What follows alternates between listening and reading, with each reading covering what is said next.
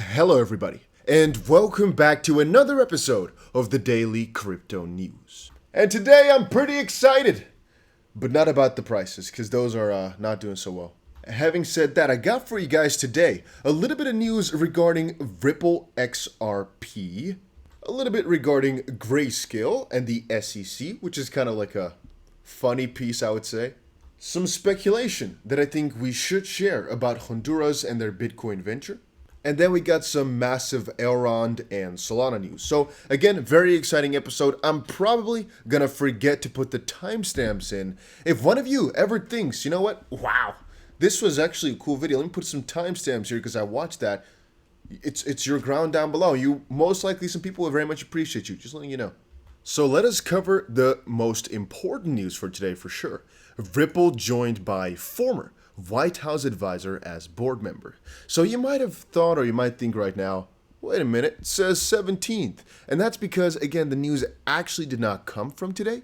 But I would say that because of some recent developments from today, people are starting to finally kind of pick up on exactly what happened there. So for those of you who don't know, one person left Ripple, another came in. Simple, right? Well, actually, it's a little bit deeper than that. As apparently, the person who came in, on the other hand, the blockchain firm appointed Michael Warren as the newest member of its board of directors. The American has previously served as a senior advisor in the White House during the Obama administration. I just kind of want to take a second and realize for ourselves the people that are in the freaking Ripple board. Like, what in the world? We got Rosie Rios, but we got, like, it seems as if every time there's an addition, it's just like an S tier or SS tier or SSS tier. That is how amazing the guys are getting that are joining this Ripple board, which makes me think again, guys, if you honestly think they're really doing something, like, I'm not trying to say that a big company cannot be illegitimate, for example. I'm not trying to say that. We've seen with Bernie Madoff.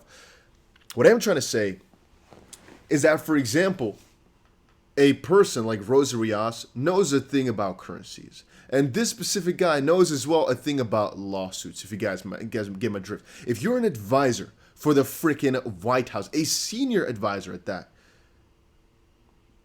who in the world does not do a little bit of due diligence about the lawsuit that the company you're going to basically be I should say board member for is in? You gotta be like zero IQ if you don't do that. So these guys either got paid so many millions of dollars to actually get in this position, they were just like, oh, okay, you know what? Let me not look at that. Or they know this is probably good. Or again, it's a battle worth fighting. They might also think so, which again is something that a couple of companies are starting to see now. Grayscale boss accuses the SEC of creating an uneven playing field. Hey, where have I heard that before? Yeah.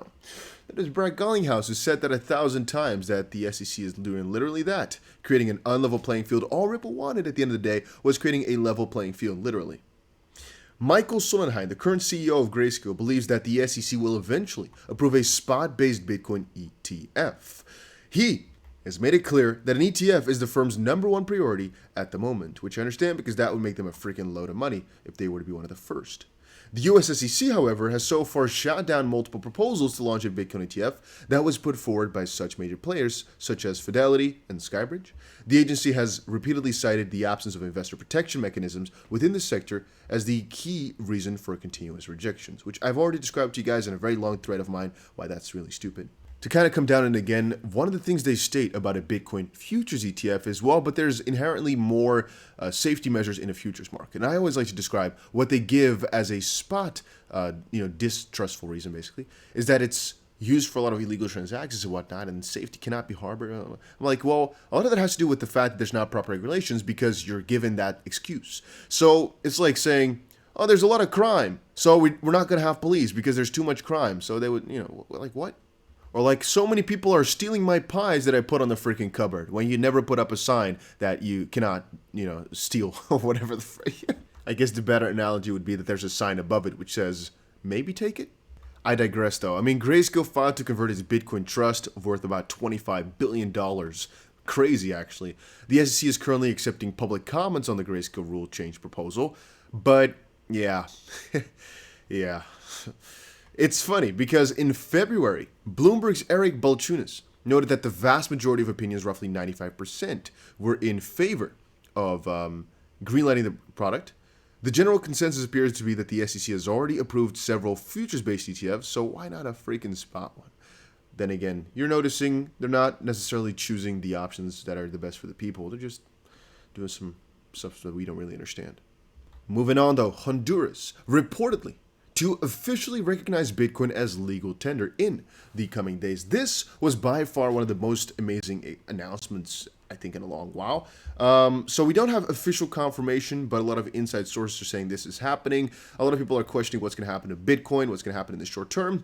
I find it difficult. It says here, the president of Honduras announcement is reportedly to take place on Monday morning, March 21st. I've been waiting. Not exactly sure if it's already there, though.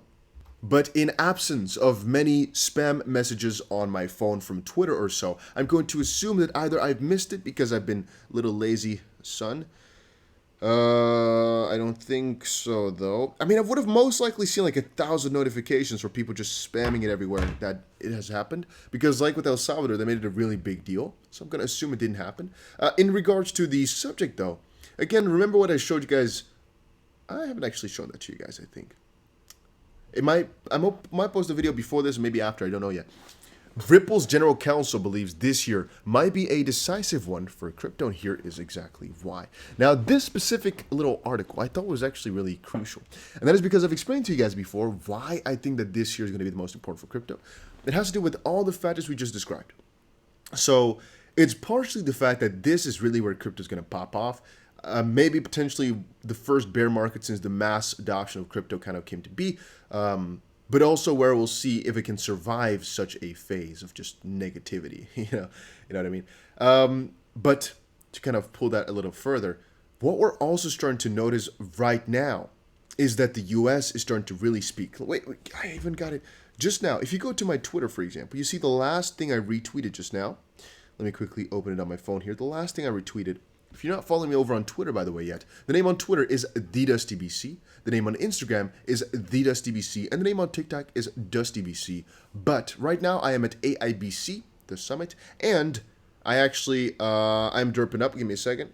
Have a new Telegram. How come I couldn't think of that?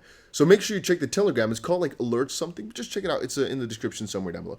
U.S. Treasury official says we don't see that crypto could be used in large scale to evade sanctions. That was also a big discussion of this last couple of days or weeks here. It's funny how this is really, really, really the year that most things would change. I also just posted that India is looking into getting a tax, a 28% tax on goods and services crypto transactions, or at least a goods and services tax on crypto transactions. A lot of things are changing. A lot of things are happening really quickly. And it's something that I think is to be looked at with open arms, but also be kind of afraid of, because at the end of the day, you don't know if the U.S. is going to all of a sudden say, you know what, nah, we're actually going to try ban it because we're too afraid. Or, nah, we don't want to go for a CBDC. We want to actually just do some, I don't know, some negative stuff. Who knows? But there's a lot of things which are out there that will happen this year. Even the Ripple case, it will settle 2022. It will be the first properly regulated crypto in the U.S. this time around, which is going to be interesting. In regards to the price, by the way, what we're seeing right now, we're actually seeing a rejection from the EMAs on Bitcoin, which is nice because we already kind of called out for the resistance. It was expected that we're going to fall back down. I personally expected a little bit of a deeper bounce, but it might still come in the short term. It might still come as we are getting rejected at the EMAs right now. I wanted to actually state something completely different, but again, I'm derping up a little bit today. Let's just kind of come back and say Ripple's case is going to settle. First properly regulated crypto. A lot of countries are going to tax crypto. A lot of countries are right now looking at it because of the Russia-Ukraine situation. A lot of people are going to talk about it because of the bear market. A lot of people will exit the market, kind of changing the scheme forever. Every time there's a bear market and a cycle again, it changes the market. And again, the number is going to go from 4% most likely up a significant amount, even though a lot of people are going to be exiting the market if it doesn't pump soon. Elrond announces a partnership to access markets in over 200 countries. Elrond unveils strategic partnership with Singapore-based currency or cryptocurrency exchange MEXC Global. Benjamin Minsu says, excited to unveil strategic collaboration with MEXC They will support exceptional projects in the Elrond network ecosystem with guidance, funding, and access to new markets in 200 plus countries, including the US, which is very exciting to see. At least I'm happy about that. I'm happy to hear. And then for Solana, it sees a sharp spike in development activity rate, indicating a push to improve market position. Again, guys, I talked to the Solana team, and they said they're working really hard at it right now. And I actually have a little bit of Solana insider who told me some crazy exciting things are coming. I'm not sure which ones. He said he could not share. Then again, I'm thinking maybe founders of projects always say that to get you excited, even though nothing is happening. Not actually too sure about that one. I kind of, when I was home, I started thinking about it. Like, wow, this insider said to me, Solana's going to really pop off soon, but I can't tell you more, man. I'm thinking in my head, this guy's giving me the secret sauce. He's giving me the buy signal, which, could have been nice. But then I'm thinking, wait a minute, this is just a person to another person saying, hey, man, talk about our project because we're going to need you, sort of. Like, I don't know. I was just thinking about that. Maybe this guy, well, whatever. It's kind of funny. Then again, I must not lie. Solana is doing really amazing in almost every metric. Almost anything I think of, they're doing really amazing in. So they're really popping off. And it's kind of interesting to see that Solana, in times like this, isn't actually doing a lot better in terms of price. As usually these types of times are where Solana really pops off the most, which I would have expected to happen right now. But I guess it's not doing that just quite yet. Maybe it's coming up soon, though. Maybe it's coming up soon.